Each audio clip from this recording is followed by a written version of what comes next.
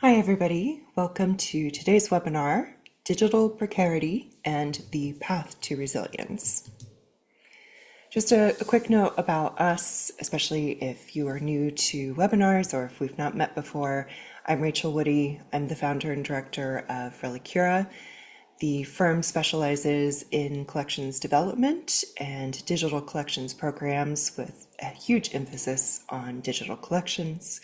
And myself, I've had 20 years in archives, museums, and cultural heritage organizations of all shapes and sizes, and have been in and around at least, I think, 3 dozen systems at this point, from collections management systems to preservation systems, and of course, digital asset management systems. A quick note for housekeeping, a link to this recording and any of the links shared will be sent out 24 hours from the premiere. This particular session is pre-recorded so that I can share the maximum amount of information with you and also be able to answer any sort of follow-up questions in the chat during the premiere. Speaking of which, with the chat, we provide these webinars via the YouTube platform, so you have all of the typical YouTube player capabilities of expanding your view, right-sizing the screen ratio to whichever device you're using, implementing closed captioning, etc. And if you have a YouTube account or Google account, you can interact with the chat during our premiere. So if you have any questions or want to share your own examples or resources, please feel free. And then finally, just please be respectful and remember that this content is my own intellectual content and subject to copyright, with, of course, any exceptions to resources and other people's work that we are bringing in to cite and share with you as part of our work. Okay, contents for today. We're going to do a brief introduction to digital precarity. We're going to get into both technical and logistical challenges because they're both pretty distinct as well as multifaceted. We'll then talk about recommendations and then specifically what does a path to digital resilience look like. So, introduction to digital precarity. Digital precarity is my own phrase. One of the articles we'll be reviewing, they did not use precarity, but I'll get into a minute why I've selected that word. Instead, in this case, the American Alliance of Museums, part of their TrendsWatch report, has framed this as digital vulnerabilities, which is not inaccurate by any means. I've chosen to use digital precarity because I think it's a bit more accurate in terms of all of the existing challenges and fragility of our digital assets and data, not just vulnerabilities. So I want us to encompass a bit more of the full picture of the challenges we're facing when we think about digital.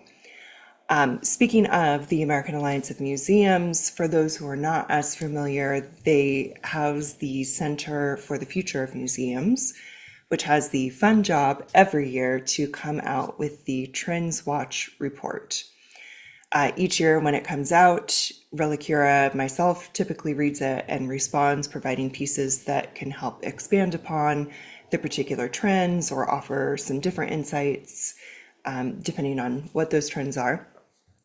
In an interesting case for this year's TrendsWatch report, many of the issues cited or trends cited aren't necessarily new. However, with a field that is going through some pretty sizable changes currently, it does make sense that we are reflecting and circling back to some of these existing, and in this case, known issues or known trends with a newer lens.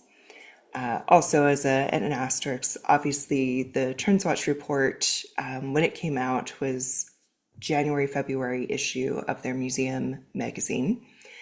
And that means they finished writing it by like October, November of the previous year. And so while their trends still are very helpful to read even in current context, just of course keep in mind that this is And I think it was even sort of pre-election for us in the States. So just know sort of timing wise, that's where they were at when they were writing that particular issue. In terms of access, to take a look at the TrendsWatch report in full, if you have a membership to the American Alliance of Museums, you may get their museum publication. If you don't get a physical copy, you can access a digital copy. If you are not a member, they often will provide like one free article kind of downloads. But I do also want to give you the tip, if you are not a member, they tend to break out their trends into different blog posts.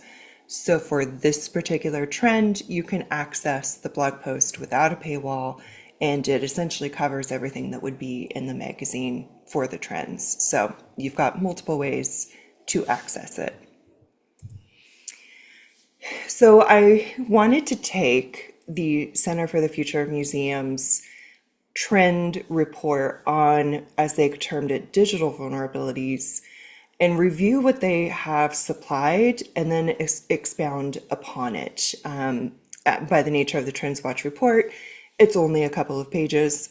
Understandably, they're not going to cover absolutely everything, but I think there's some great framework here that we can use to expand on what are all of the challenges, especially since we need to try and communicate these to people who may not understand and live and breathe digital like we do, but also think about the what's next piece.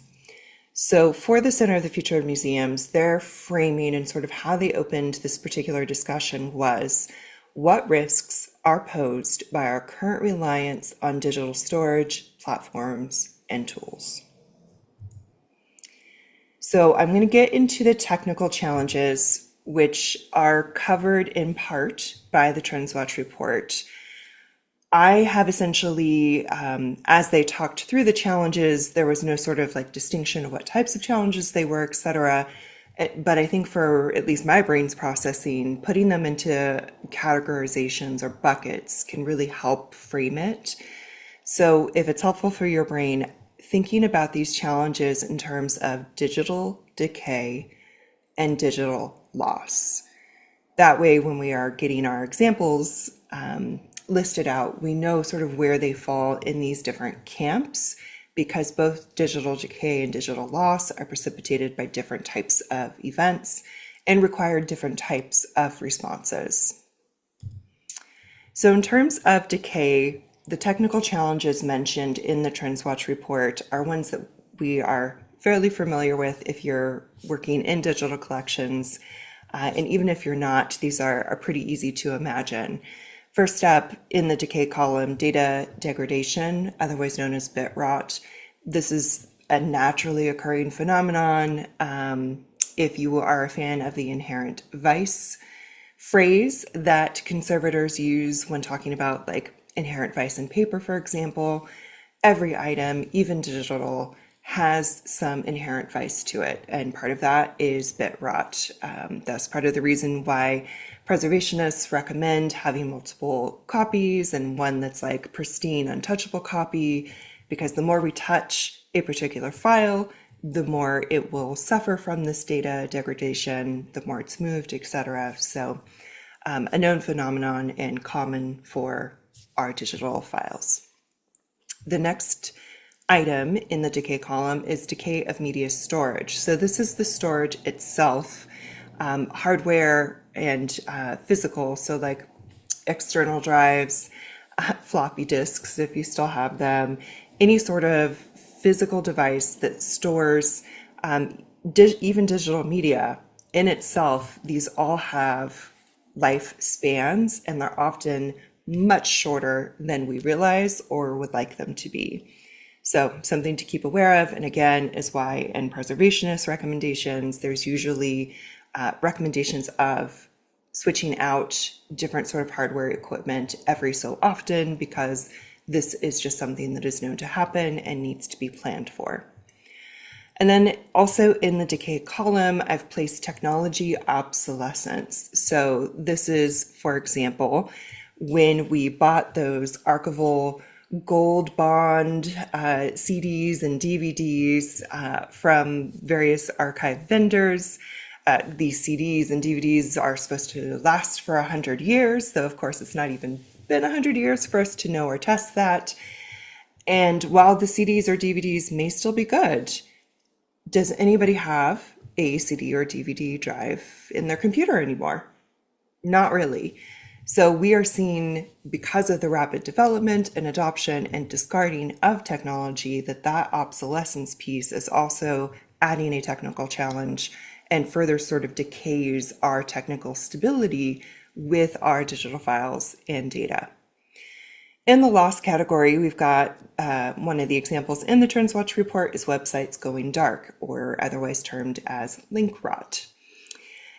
There is the human element, which is not necessarily how the TrendsWatch report framed it, but I think is sort of a nice encompassing of all of sort of human interaction, which can be accidental or malicious. So anything from accidental deletion of files or data to perhaps theft of digital files or data from particular systems, and also attacks. So whether that is an attack to destroy, delete, or remove data and files, or to hold ransom, any sort of cyber attack in that regard can, of course, cause incredible loss.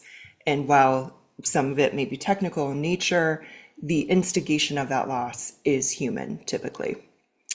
And then not included in the TrendsWatch report, but also can be very devastating in the loss category, is just the nature element. So as with any physical collection, technical collections are also impacted by lack of temperature control, especially in server rooms, any sort of water damage or fire, earthquakes, any of those that would damage a physical collection is also going to damage quite a bit of at least the hardware of our digital collections, and is something that should be accounted for when we're thinking of technical challenges and how to build our resilience around that.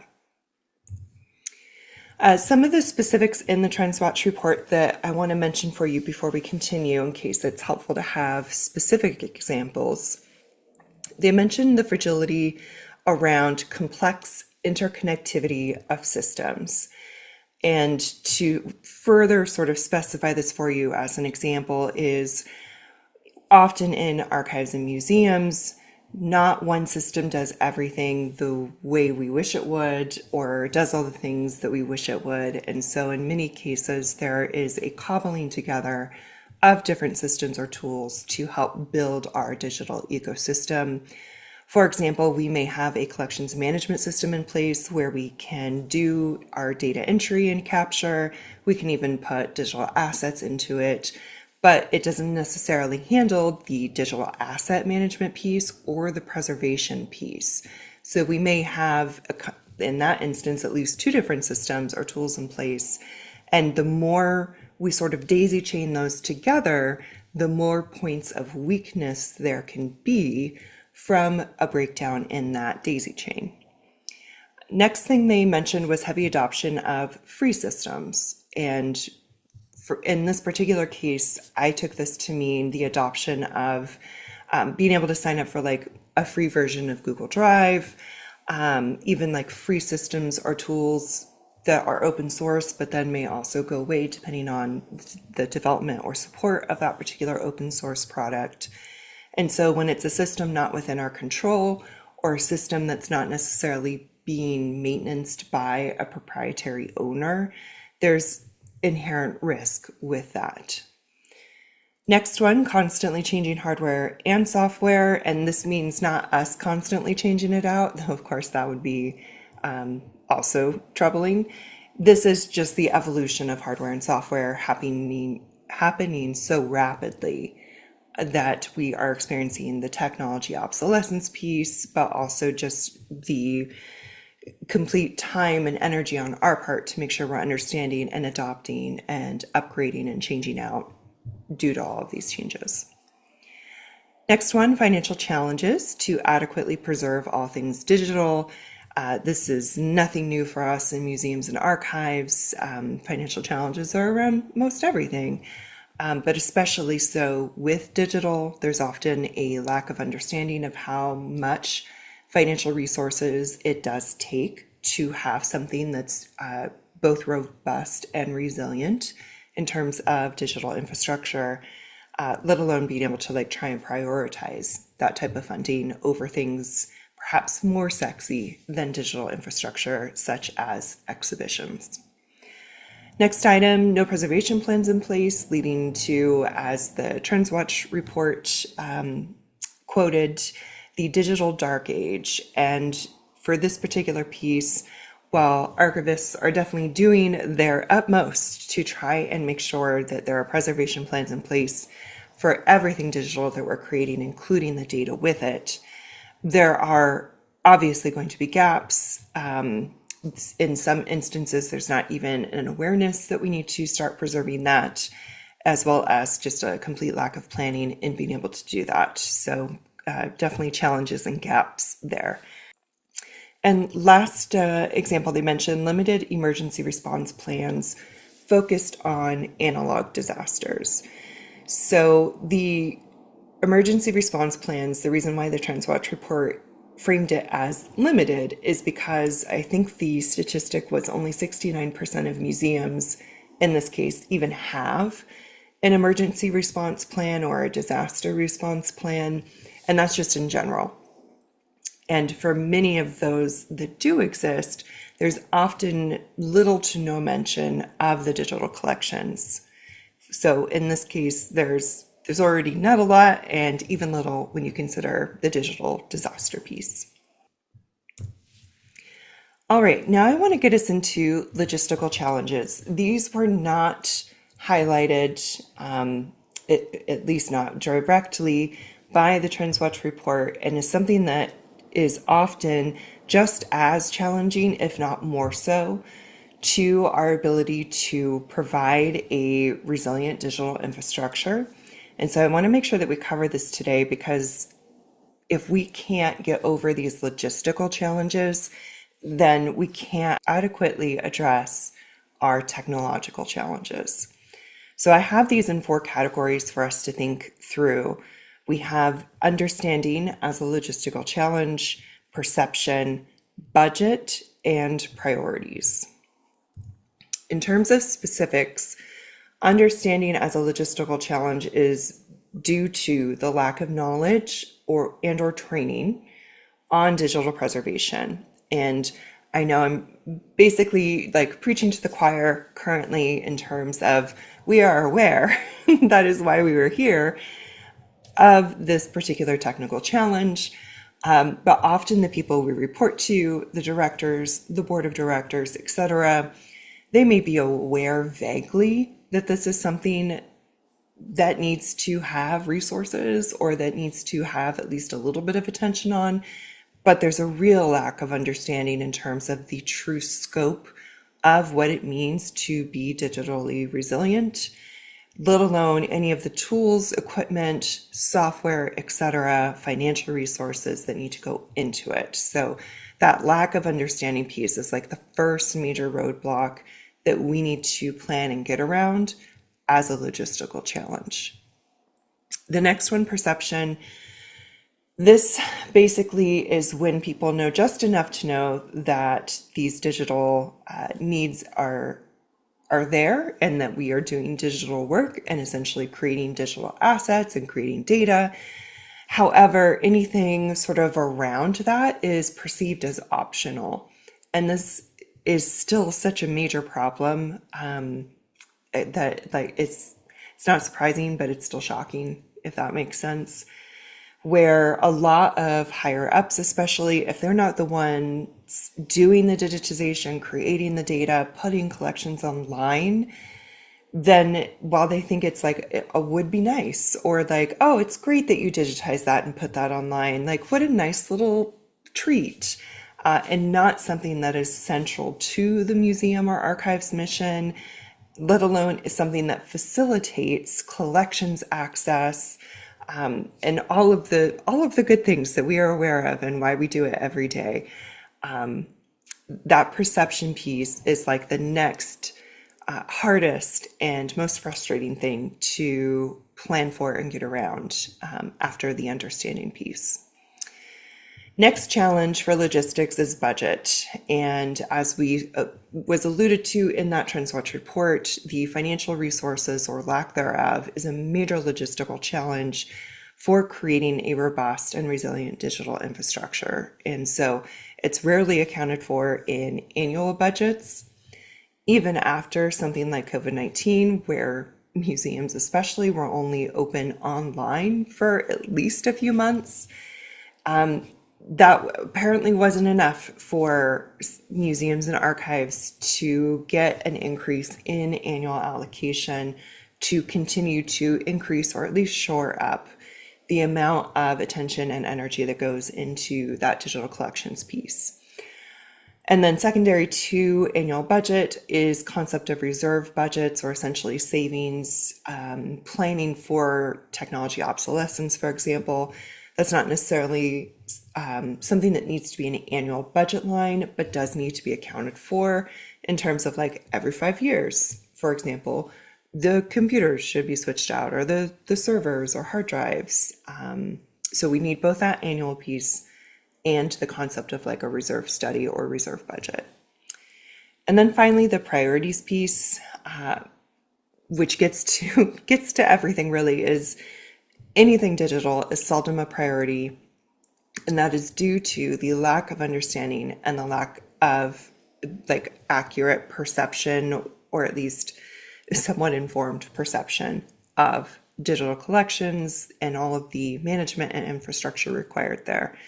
So it's one of those where if you think about working your way down, so like understanding is the first piece to really attack essentially, then working on perception to then hopefully get better results and quicker buy-in around things like budget and prioritization of these particular things, which can help with prioritization of budget.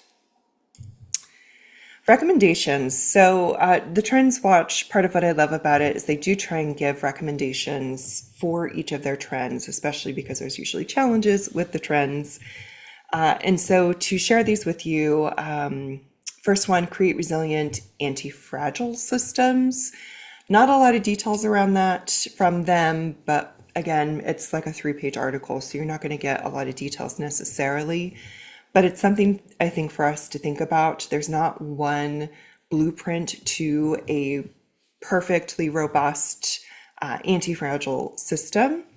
This is something that I think Relicura will investigate in the next few months and next few webinars, knowing how important and interested you all have been in this particular topic. So leaving it here for now, but I think let's get into details soon. Next one, integrate risk management / mitigation techniques. Again, not a lot of specifics here, but essentially part of it is education in terms of making sure that we are not accidentally blundering into accidentally deleting mass things or clicking on links we shouldn't be clicking on for cybersecurity reasons. So things like that. The next one, practice good digital hygiene. There were some specifics here, like writing down usernames and passwords so that staff transitions could be managed, which I do not agree with in terms of security. I feel like it negates one of the other principles that we're trying to impose here. But that's something we can get into more details on later. So if you're interested in what the heck is digital hygiene, there are tons of good articles out there that you can Google or ask one of the AI bots to even put together for you.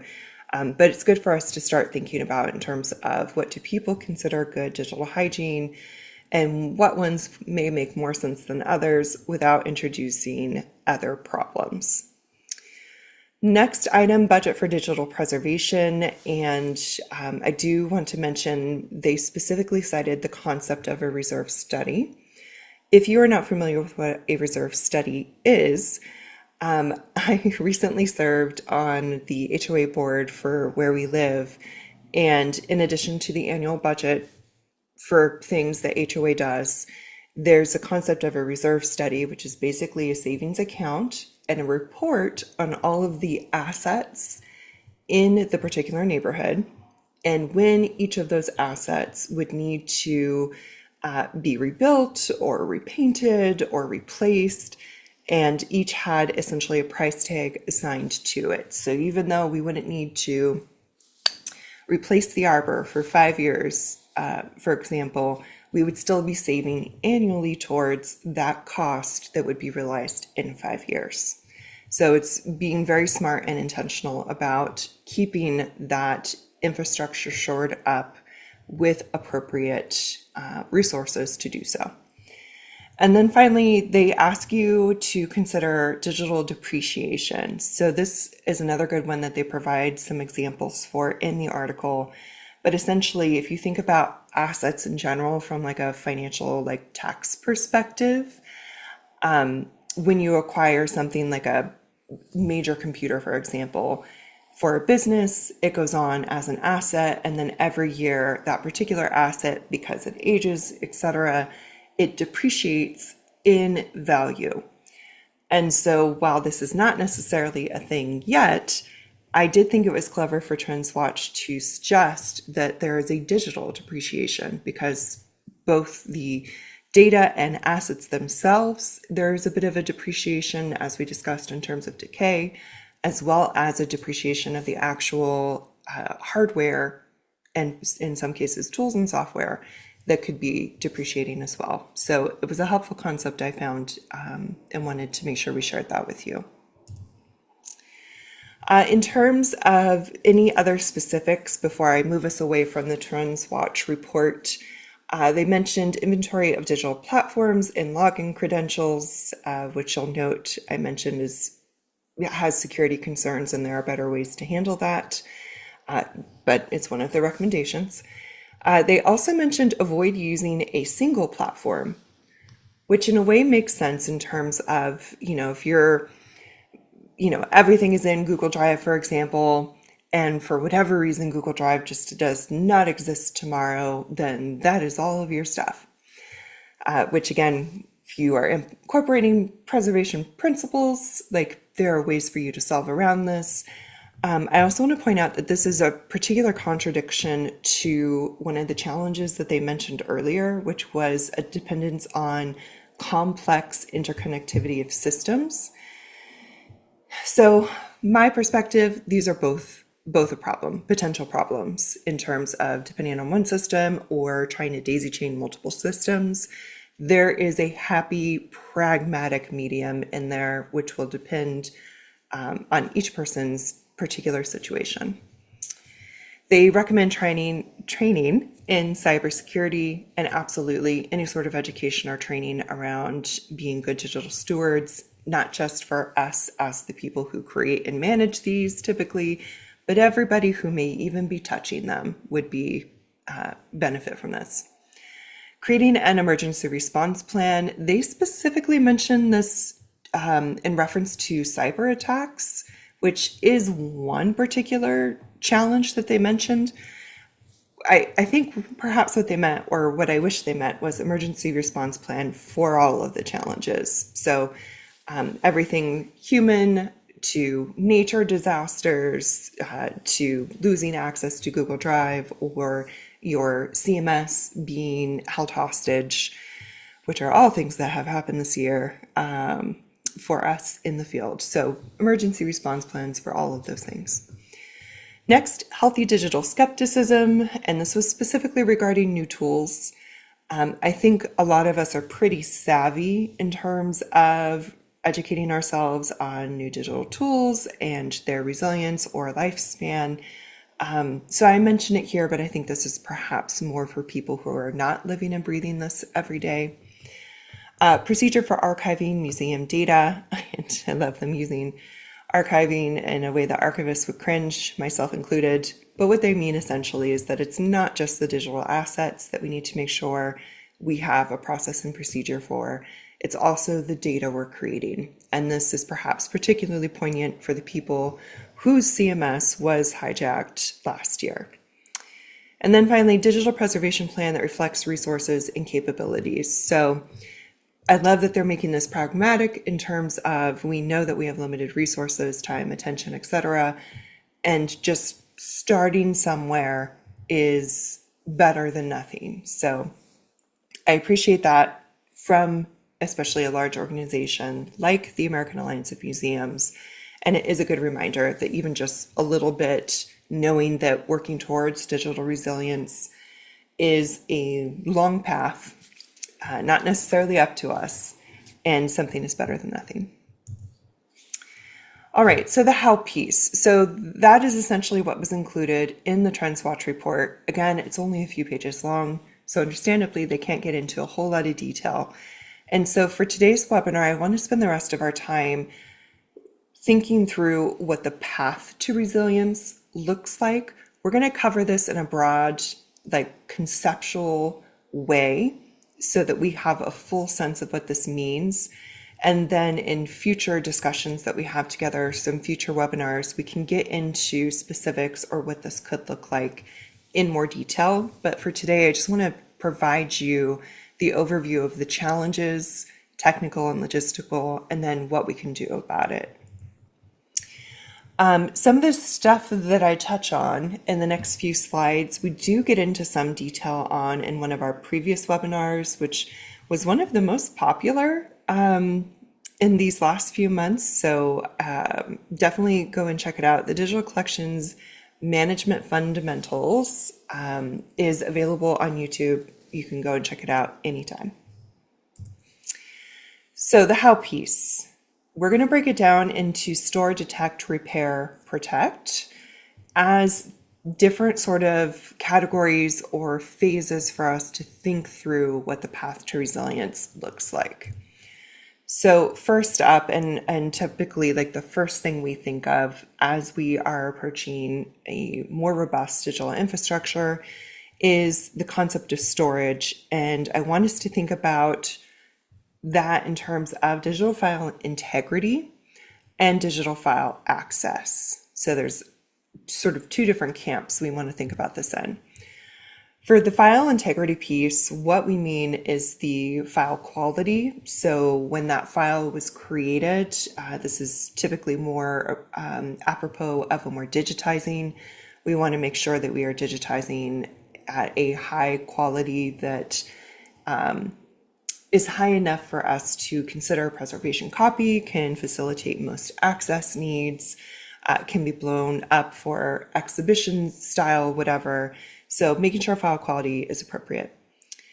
File format, also very important, especially when we're looking longer term towards preservation. There are specific file formats that are preferred by preservationists. And so having a sense of those and making sure the files we're creating or managing fall into those camps is another way for us to help ensure file integrity. File versioning or file version. So sort of two different things to think through. One is to make sure that we have control over what is the pristine original file versus what is the working or access files, as well as especially if it's a working file, knowing what version that file is, and essentially each time it is changed, it should be a different version because essentially the file has changed. And so keeping control of that file versioning for those types of working files. And then finally, the file checksum. If checksum is a new word for you, that essentially is the fingerprint of the digital file. Each digital file you create has a unique digital fingerprint, and basically like running the checksum is a series of letters and numbers that is that unique fingerprint and can then be used to check the health of the file at any sort of interval to determine if it is still in good solid integrity or if its integrity has been compromised.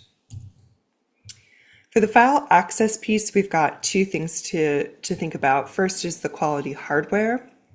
So making sure that if we are using external drives, for example, as part of our storage and backup, that we are using high quality external storage drives that will last for a determined amount of time and experience few issues or challenges in that regard. We want to make sure we're using appropriate software. So depending on what type of work we are doing with our digital files or data, using software that will maintain the quality of those files, that may even help us to evaluate and keep track of that file integrity piece, for example, are all part of our considerations when considering software. We then want to make sure we're doing regular software maintenance and updates, and of course the regular hardware maintenance and replacements. So remembering again, hardware has a lifespan, software does too, but often not quite as frequent as hardware. And we want to be aware of those lifespans and planning for replacement before we hit end of life. For the next piece, the detection or detect piece, this part is for us to, now that files and data are stored, we want to make sure that we are keeping an eye on them and running detection for, are the file formats still file formats that are the preferred preservation file formats? Have any of them become obsolete? For example, WordPerfect is no longer a thing anymore. So if we had WordPerfect files, we would perhaps want to consider migrating them to a different preferred format to help ensure our ability to continue to open and access those files. Checking the checksums, those digital fingerprints, running that initial, what is that fingerprint, what is that checksum, and then running it against itself to help determine, has it changed at all? And if it has, making sure that we have a backup of that file to then replace it with if it's been corrupted. And then just the ability to open and view. So the first two will help ensure the last one, but also it is good, even if you're doing the first two, to occasionally go open files, view them, maybe not the preservation, pristine, never touch copies, but the perhaps working access pieces, and making sure that they're still available, they're not corrupted, they've not been lost. So you don't necessarily need to check every file because that would be impossible for many of us, but having a plan where you check different areas of your data or digital storage to make sure that these are all healthy and working as expected. The repair piece. So things are going to happen. Inherent vice, as we mentioned earlier, also humans, accidents or malicious, we are going to run into things where we need to restore from backups or we need to regenerate. So if it was data or digital files, we should have backups of both, which is part of why preservation plans have backup pieces and cadences so that when inevitable repair is needed, we can do so. So for example, your collections management system, if you are not necessarily in charge of it, but perhaps the vendor is, learning when backups happen, if you need to schedule them, how often. If you are in charge of your own system and it's not vendor operated, then making sure you or your team is backing them up and at a particular cadence. Similar with any sort of storage. So if it's not an automatic storage backup, for example, if you're not using like a digital asset management system or even something like Dropbox, making sure that things like on your external files, etc., do have backups happening at some sort of cadence. Also, in terms of files, for example, if some of our working files or access files have been corrupted or no longer work, we should be able to regenerate from our pristine file replacement versions for those access and working files. So having backups to depend on to essentially restore is our main and most effective repair action. And then the protect piece. So we've mentioned backups were incredibly necessary for the repair piece. That means we need to do this final part, which is the protect piece. So it really lives with that backup. We need to make sure we have redundancy, which essentially means you have more than just one place where you have backed up data and or digital assets. Preferably, according to preservationists, I think actually they would prefer it would be 3 geographic locations, but even just 2, again, starting from somewhere. What they mean by geographic locations is like there may be a tornado over here, so you should have a backup not in a tornado area, and vice versa. There's a lot of fires here in the Pacific Northwest, so we would want our digital backups to not just be in the Pacific Northwest, but also somewhere else that would not experience the same natural disaster in this case. So having those backups, if you are working with a vendor on this, or if you're using cloud backup, this is usually always managed by the vendor or whatever cloud service you're using. But if it's you, make sure. Scheduled and consistent. So again, that cadence that I talked about, making sure that we are doing that backup piece consistently and that we know when those are happening and that we are checking and making sure that those are happening, because sometimes they can get unscheduled or something happens. And knowing that cadence and setting it for frequent enough, you're not going to lose a whole lot if something happens.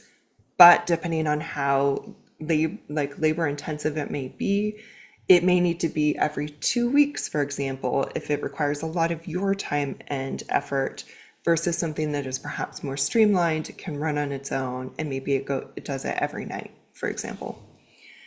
That regular hardware replacement piece for those digital backups, and of course, software audited and tested. So this is if you're using software to run those backups. I can't tell you how many times archives in particular thought that they had set up automated software backups and they were never actually checked to make sure that the backups were happening accurately. It looked like it would run it, but if you tried to click and open a file, there actually was not a file. So definitely set it up, test it, and then check it every so often to make sure that it's still set up correctly, because every time that software is updated or every time that computer might get shut off, like things happen. So please test regularly. And with that, creating a plan. So we may not be able to actually attack the how immediately and holistically from the start, but as TrendsWatch reminded us, just starting somewhere is important. So in terms of getting your own sort of momentum going, establishing guidelines for the file integrity and storage pieces is a great first place to start, because often that will also help dictate the tools you want to use and any other sort of decisions you make after.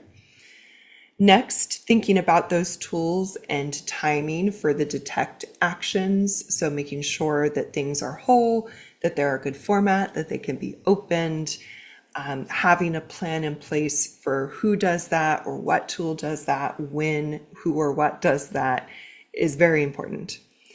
And then in general, establishing the who, what, when, where of digital backups. So again, if you're in a particular institution where it's shoestring budget and you have to use a few different tools, we'll make it work. So making sure that we know who's doing what, especially if you have to actually trigger the action for a backup, when that's happening, where it's going, all of those things, especially if it is a more pieced together process, that it is thoroughly documented.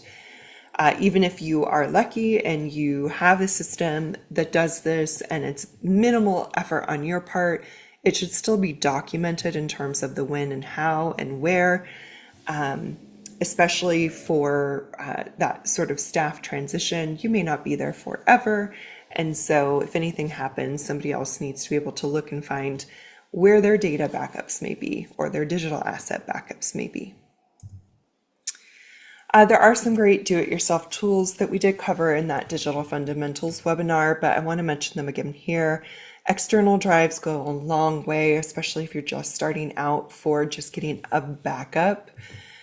Even if it can't be in a different geographic region, you can at least take it home, for example, so it's not in the museum or archive where something may happen.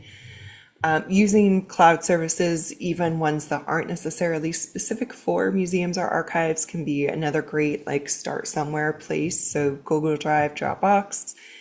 Backblaze is excellent with both the software and actions of the backup, as well as there's some different services that may help with the sort of do-it-yourself, but also working with a vendor to help do some of the more major technical aspects. For example, if you are a Backblaze customer, Backblaze is the one that makes sure that like their servers are replaced, and like that sort of maintenance is on them versus you. There's a great, while a little old and not necessarily serviced regularly, open source tool, Bagit. I believe Library of Congress was the one that initially created this. It's still out there. It still works great. I've tested it recently in the last 6 months, and can be a great, like, if you're not familiar, it's like you put all of your pristine digital files in a bag and you bag it and you put it somewhere where it lives happily in a preserved state, with checksums and everything. And then another tool, it's a subscription but very affordable, is AVP Fixity Pro. This particular product recently, I think it got upgraded about 2 years ago, so it's even more user friendly, and is a tool you can put on your desktop and system to help run through and do some of those file integrity checks for you. So hardware, software, you've got some great sort of do-it-yourself, free or cheap tools to help get that process going. Resources. So before I let you go, the first two links are the ones that we viewed at the very beginning of this webinar. The first one is the actual like digital magazine that is behind a paywall unless you use your one free article. The second link is the actual blog post kind of link to the particular trend that we reviewed today. In that article, they do cite these 3 other resources as ones to check out. So I wanted to include that for you in a snapshot in case you don't make it over to the article. So these are all thanks to TrendsWatch and the Center for the Future of Museums. Resources from me. So the AVP Fixity Pro, Bagit are the 2 of the products that we talked about that are on here. Margot Note, one of our colleagues, wrote an archivist guide to digital preservation, which is some great like fundamentals to think through. Then of course there is preservation tool resources, as well as the Digital Preservation Handbook by the Digital Preservation Coalition, which is a great resource. I recommend it often. And then of course the Preserving Digital Objects with Restricted Resources, POWER. In many ways, Copter, one of our other links, is sort of a successor to a lot of that information. There's still some great information that is not on Copter, but is on the POWER website. So I've included both for you. And questions. I have left at least a few minutes for us to have some questions together. We didn't get any pre-submitted for this one, so we'll hang out for a few more minutes, answer any questions in the chat. And then, of course, if you have any questions you'd like to email me later, if you'd like to get in touch, we welcome that. Otherwise, I hope everybody is safe and finding moments of joy and rest where you can. Things have been insane and chaotic, and I am definitely feeling it, and I'm sure many of you are too. So just want to let you know that this is not normal, and we're thinking of you. Thanks.